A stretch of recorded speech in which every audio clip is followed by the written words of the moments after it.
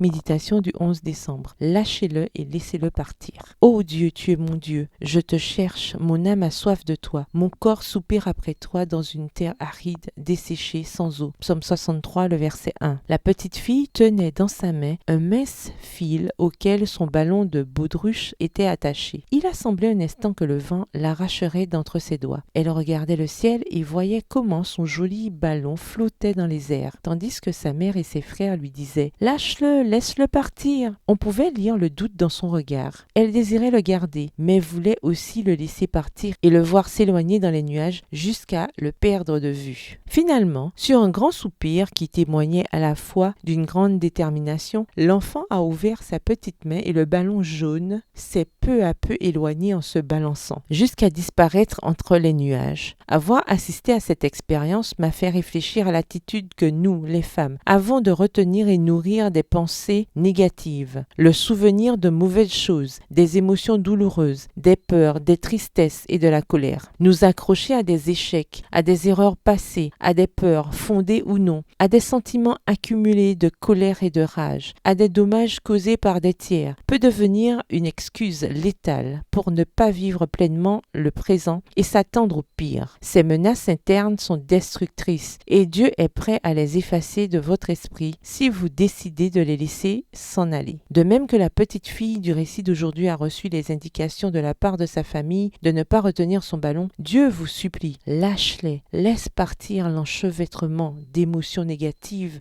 qui t'empêchent de regarder en haut. Et pour rendre ce processus plus facile et agréable, voici mes recommandations. Premièrement, dites à Dieu ce que vous ressentez en prière. Deuxièmement, acceptez ce qui s'est passé et laissez-le entre les mains de Dieu. Troisièmement, vivez votre douleur en sa compagnie et ne vous torturez pas avec le fouet de la culpabilité. Quatrièmement, concentrez-vous sur les opportunités que vous offre le présent. Saisissez-les car demain, elles feront partie du passé. Et cinquièmement, profitez de votre vie avec le Christ et avec ceux que vous aimez. Bonne journée, que l'Éternel vous bénisse.